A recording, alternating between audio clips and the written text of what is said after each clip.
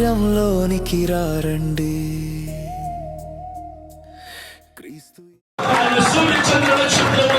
నోటి మాట చేత కలువ చేసినటువంటి సర్వాధికారి అయినటువంటి దేవుడు. Is our background. మన శక్తి ఆయన, మన ధైర్యం ఆయన, మన ఆదరణ ఆయన, మన స్నేహితుడు ఆయన. నువ్వు ఏడిస్తే స్పందించేది, చెల్లించేది ఆయన.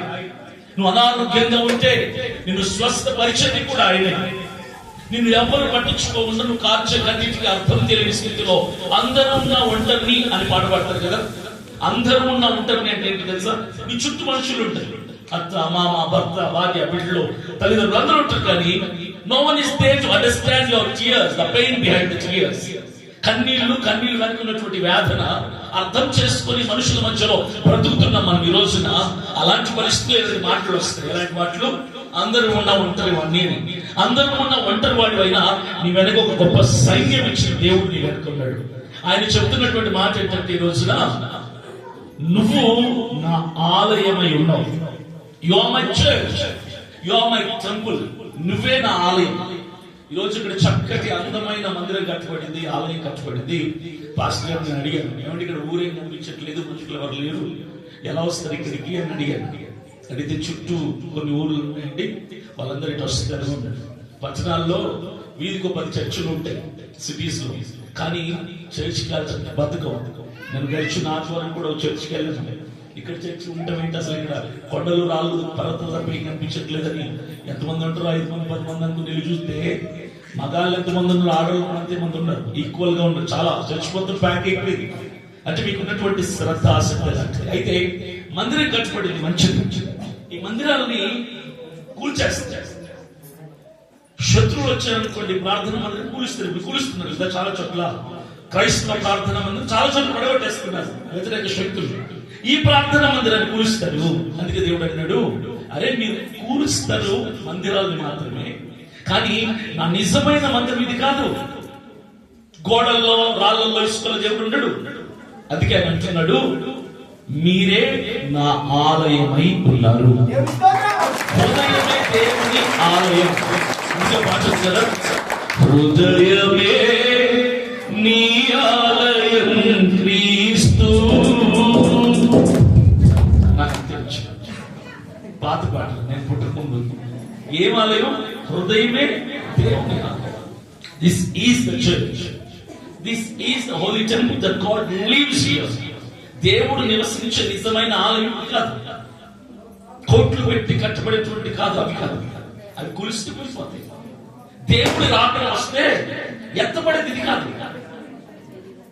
కొన్ని వందల కోట్లు పెట్టి కట్టిన మందిరాలు కూడా ఎత్తబడతాయా? ఎత్తబడే మందిరం ఏదో తెలుసా? నువ్వు. సార్వత్రిక సంఘం ఎత్తబడింది, ఆ సంఘం నువ్వే. ఇది జస్ట్ మనం ప్రభుని కులం, మతం, వర్గం అంతా బయట పెట్టి అందరు ఏకముగా ఒక శరీరంగా కూడుకొని, అందరూ ఒక రక్త సంబంధికులు అని కూడుకొని ప్రభువునికి విజ్ఞాపనలు చేయడానికి, ప్రభువుకి స్తుతి నైవేద్యాలు సమర్పించడానికి కట్టుకున్నటువంటి ఆఫీస్. కానీ నిజమైన ఆలయం మాత్రం హృదయమే. అందుకే ఒక పాట, గుడి గోడలలో లేడు దేవుడు, గుండె గుడిలో ఉన్నాడు చూడు. మన టైం దొరికింది. ఎక్కడ ఉన్నాడు దేవుడు? గుడి గోడలో లేడు దేవుడు. ఎక్కడ ఉన్నాడు? అయితే మీతో వచ్చిన ప్రాబ్లం ఏంటంటే, చర్చిని కాపాడినంత పవిత్రతగా ఈ చర్చిని కాపాడు. ఇక్కడ ఒక సిగరెట్ ఇచ్చి, లైట్ ఇచ్చి, సిగరెట్ తాగు బాబు అంటే ఎవరు కాల్చారు? ఇక్కడ సిగరెట్ చర్చిలో కాల్చారు. చెప్పులు వేసుకున్నామంటే ఎవరు వేసుకుంటారు? ఇక్కడ పాపం చేయమంటే ఎవరు చేయరు. ఎందుకంటే చర్చిలో దేవుడు ఉన్నాడు రా అంటాం. ఎవడైతే మాట చెప్పాడో చర్చికి ముందు అట్టుగానే సిగరెట్ తాగుతాడు, బుద్ధుడు మాట్లాడతాడు, పాపం చేస్తాడు, మనసు చెప్పినట్టుగా వెళ్ళిపోతాడు. అలాంటి వాడు ఎవరైనా కనిపించి, తమ్ముడు చర్చిలో చేయనన్నావు, మరి ఇక్కడ చేస్తున్నావు ఏంటి అంటే ఏమంటుంది తెలుసా? అన్నా చర్చిలో యేసు ప్రభు ఉన్నాడు కదా, చర్చిలో చేస్తే యేసు ప్రభు కోపం వచ్చి నన్ను ఏమో చేస్తుంది. బయట యేసు ప్రభు లేడు, యేసు ప్రభు చర్చిలు పెట్టి తాను మరలా ఆదివారం యేసుప్రభుకి రిలీజ్ చేస్తారు. దీని అర్థం ఏంటో తెలుసా? యేసుప్రభు దేవునికి అనిపించాం, మందిరానికి ఎక్కడ చేశారు. పవిత్రంగా ఉండాల్సింది ఆలయం కాదు, ఇది హృదయం. హృదయమే దేవుని ఆలయం. అక్కడ దేవుడు చెప్పిన మాట, మీరే నా ఆలయమై ఉన్నారు, హృదయం అనే మీ ఆలయంలో నేనున్నా. Not here. దేవుడు ఇక్కడ ఉండడు, రాళ్ళల్లో రప్పల్లో దేవుడు ఉండడు. ప్రతి వ్యక్తి హృదయంలో దేవుడు ఉండడానికి ఇష్టపడుతున్నాడు. అందుకని చాలా చోట్ల చెప్తుంటాడు, keep the church clean, keep your heart holy అని చెప్తారు. మందిరం పరిశుద్ధంగా ఉండాలి, అది మన బాధ్యత. హృదయం పరిశుద్ధంగా ఉండాలి, మందిరం పరిశుభ్రంగా ఉండాలి, హృదయం పరిశుద్ధంగా ఉండాలి. రెండు వేరు వేరు తెలుసా? మందిరం ఎలా ఉండాలి? పరిశుభ్రంగా. హృదయం పరిశుద్ధంగా. పరిశుభ్రంగా ఉండాలంటే అర్థమేంటో తెలుసా?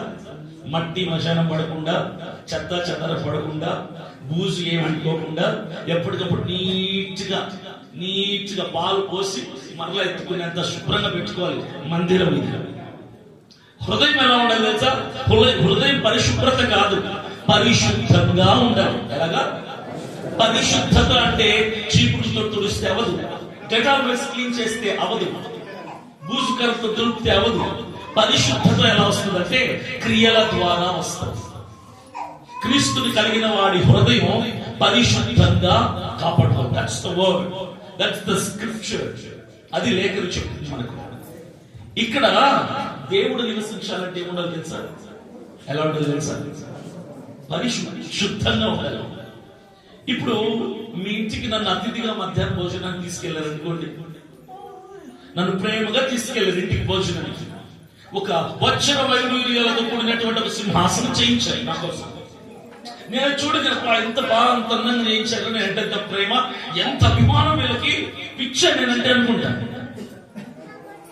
సరే నీ కూర్చుని లోపల ఫస్ట్ ఆగండి అని చెప్పి ఆ సింహాసనాన్ని, వజ్ర వైడూర్యాలతో చేయించిన సింహాసనాన్ని తీసుకెళ్లి బాత్రూమ్ లో వేసి కూర్చుండే గారు అంటే నేను కూర్చుంటానా? సింహాసనం కాస్ట్లీయే, ₹1 ఉంటుంది. అది వేసిన ప్లేస్ ఉందే, అది కాస్ట్లీ, అది చెత్త. అక్కడ వేసి అభినయ్ దర్శన్ గారు రండి బాబు కూర్చోండి అంటే, నేను ఎందుకు కూర్చుంటాను బాత్రూమ్ లో, ఆ చైర్లో తీసుకొచ్చి హాల్లో వేసి కూర్చుంటాను అంటారు. అవునా కదా? హృదయం అనే ఆలయంలో దేవుడు ఉండాలి అంటే, దేవుడికి ఉండాలి అంటే హృదయం ఎలా ఉండాలి తెలుసా? క్లీన్ గా, ఏ పాపము ఉండకుండా హృదయం చాలా పవిత్రంగా కాపాడుకొని ఇక్కడ సింహాసనం వేసి, యేసయ్యా నాలో నివసించు, యేసయ్యా నాలోకి రా, యేసయ్యా నేనే కదా నీ ఆలయం, నేనే కదా నీ మందిరం, నేనే కదా నీ సంఘం, నేనే కదా నీ సార్వత్రిక సంఘం గుంపు, నేనే కదా వధువు సంఘం, నీ రాకడలో ఎత్తబడేది నేనే కదా ప్రభువా, నాలోనికి రా, నాలో నివసించు. నువ్వు చెప్పావు కదా, నువ్వే నా ఆలయం, నీలో నా ఆత్మ నివసించుందని నువ్వు చెప్పావు కదా, నాలోకి రా అంటే ఏసీ ఏమంటారు తెలుసా? ఎల్రా, హృదయంలో చోటు ఉంది కానీ హృదయం అంతా గలీజ్గా ఉంది, నేను రాను అంటాడు ఆయన. ఆయన ఉండాల్సిన చోటును మనం ఎలా పెట్టుకోవాలి? పరిశుద్ధంగా మెయింటైన్ చేయాలి. అప్పుడే మీలో దేవుడు ఉంటాడు. చాలా మందికి అర్థం కాదు, ఎందుకు దేవుడు నా జీవితంలో కార్యాలు చేయాల, ఎందుకు నాకు డబ్బులు అప్పులు తీసేయాల, అది పోలేదు ఇది పోలేదు అంటే your heart was not clean, your heart is not holy. ఈ హృదయం అనే ఆలయం పనికి మాలింది అయిపోయి పాపం చేత నింపబడి ఉంటే, అందుకు ఇక్కడ ఆయన లేడు, ఆయన వదిలేసిన వాడిని ఎవడు బాగా చేయాలి. అందుకే అంటాడు మాట, అదే అధ్యాయంలో 1 Corinthians 3:17 మాట్లాడుతున్నాను 17వ వచనం, ఎవడైనను నా ఆలయాన్ని పాడు చెయ్య చూసిన ఎడల నేను వాడిని పాడు చేస్తాను అని రాయబడ్డాడు. ఎవరైనా మందిరాన్ని పాడు చేస్తే, ఈ మందిరం కాదు ఈ మందిరం, అది నువ్వైనా సరే, సింపుల్ ఎగ్జాంపుల్ నేనున్నాను, నేను సిగరెట్ కాల్చడం ఇంకోటి చేశాను అనుకోండి, నా హృదయాన్ని అపరిశుద్ధం చేసేసాను. ఇప్పుడు ఈ హృదయం అనే ఆలయం ఎవరిది? నాదా దేవుడిదా? దేవుడు. ఇప్పుడు నేను పాపం చేసి ఏం చేశాను? నా హృదయాన్ని పాడు చేశాను. ఇప్పుడు దేవుడికి కోపం వస్తుంది. అరే, నేను ఉండాల్సిన హృదయాన్ని వీడు పాపం చేశాడు.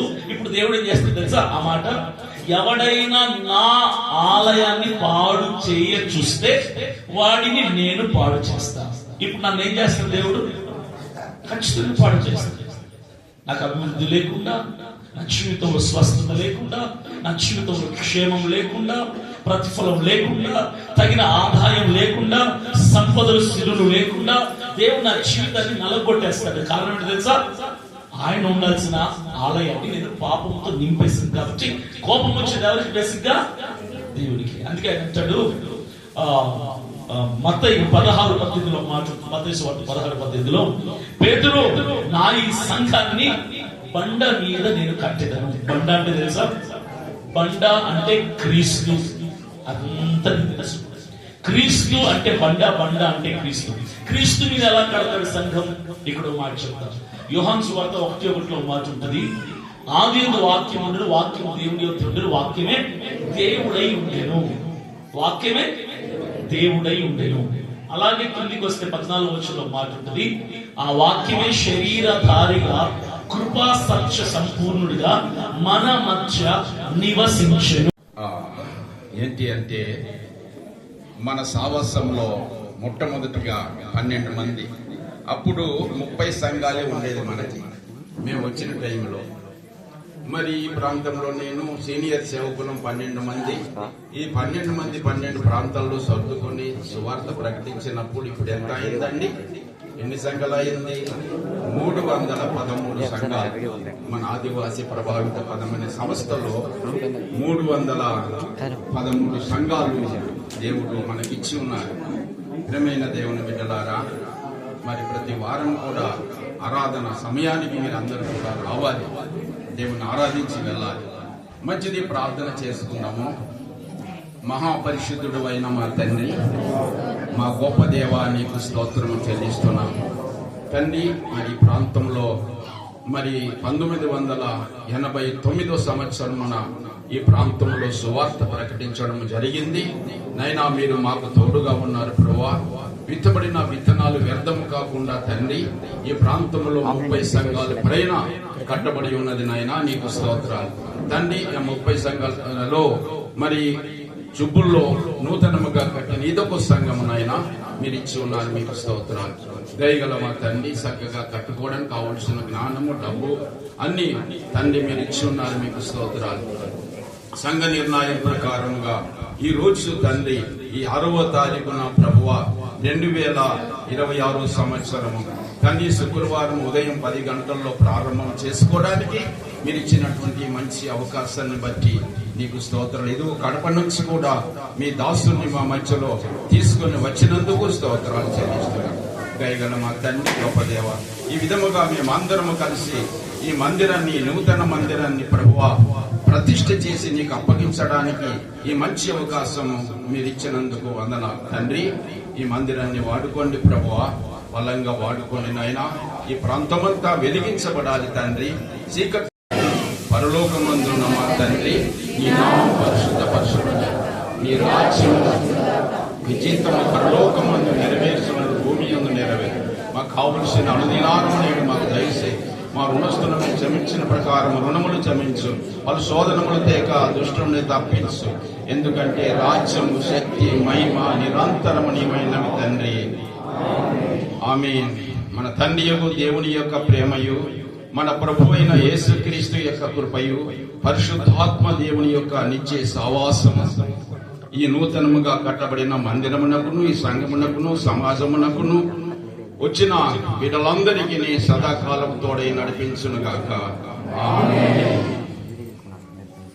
ఒక మాట అండి, మరి మీరు డివైడ్ అయిపోయామన్నారు, గొడవలై డివైడ్ అవ్వలేదు. అయితే సంఘము దూరం ఉండడం వల్ల నడిచి వెళ్ళడానికి ఇబ్బంది అని డివైడ్ అయ్యారు. కాబట్టి వచ్చే ఆదివారం 8వ తారీఖు నుంచి మీకు ఇక్కడే ఆరాధన ఉంటుంది. సుబ్బులు సంఘానికి సంబంధించిన వారు ఇక్కడే ఆరాధన, తోగారు వాళ్ళందరికీ అక్కడే ఆరాధన.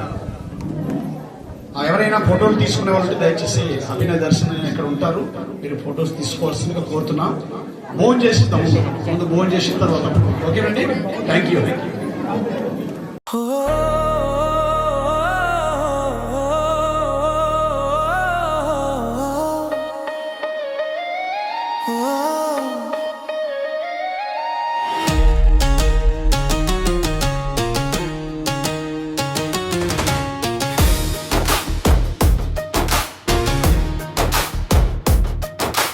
మందిరంలోనికి రండి,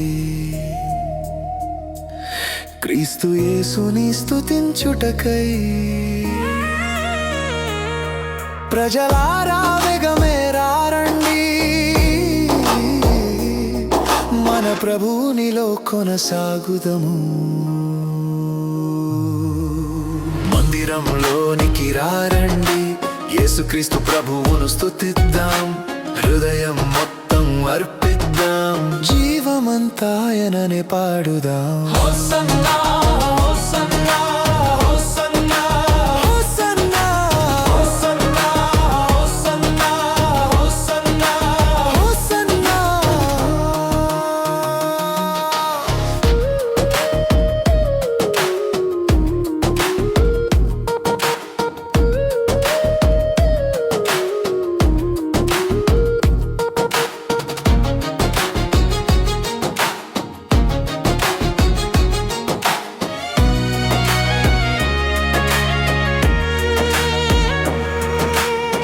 హృదయమే దేవుని ఆలయము,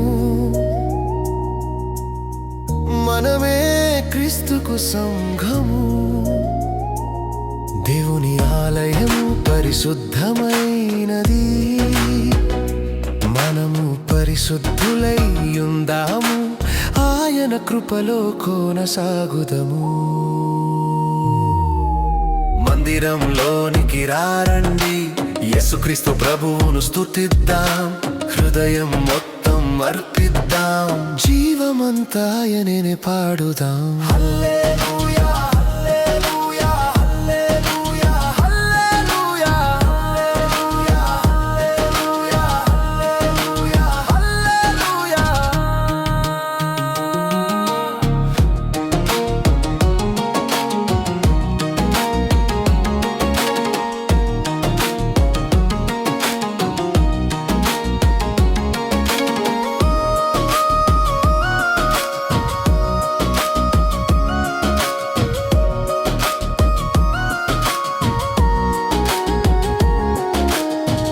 ఒకే స్వరంతో పాడుదాము, సిలువదారి గుర్తు పెడదాం, ఆయన ప్రేమే మా సాక్ష్యం, సదాయన కృపలో కొనసాగుదాం. మందిరంలోనికి రండి, యేసుక్రీస్తు ప్రభువును స్తుతిద్దాం, హృదయం మొత్తం అర్పిద్దాం, జీవమంతా ఆయననే పాడుదాం. హోసన్నా, హల్లెలూయా, హల్లెలూయా, హల్లెలూయా, హోసన్నా, హల్లెలూయా, హల్లెలూయా, హల్లెలూయా.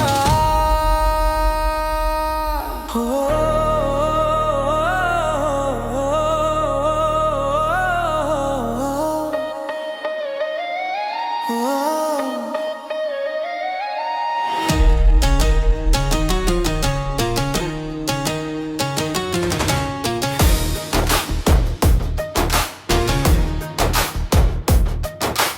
మందిరంలోనికి రండి,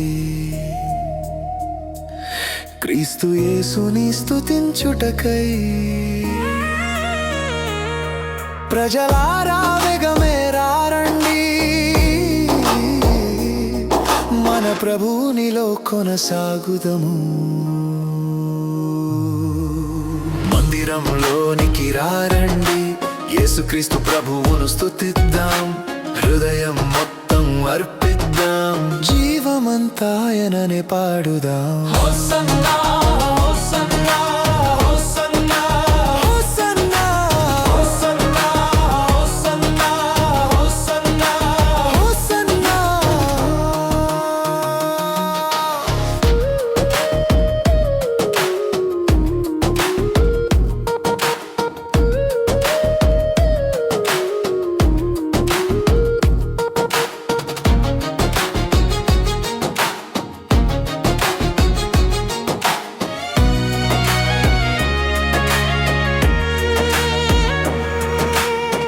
హృదయమే దేవుని ఆలయము, మనమే క్రీస్తుకు సంఘము. దేవుని ఆలయము పరిశుద్ధమైనది, మనము పరిశుద్ధులై ఉందాము, ఆయన కృపలో కొనసాగుదము. మందిరంలోనికి రారండి, యేసుక్రీస్తు ప్రభువును స్తుతిద్దాం, హృదయం మొత్తం అర్పిద్దాం, జీవమంతా ఆయననే పాడుదాం.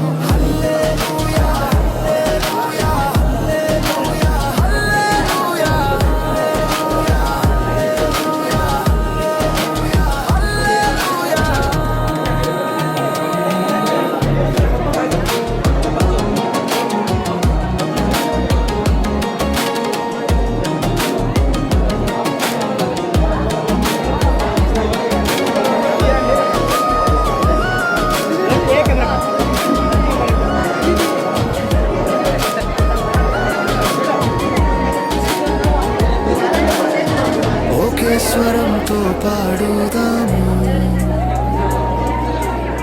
సిలువ దారి గుర్తు పెడదాం.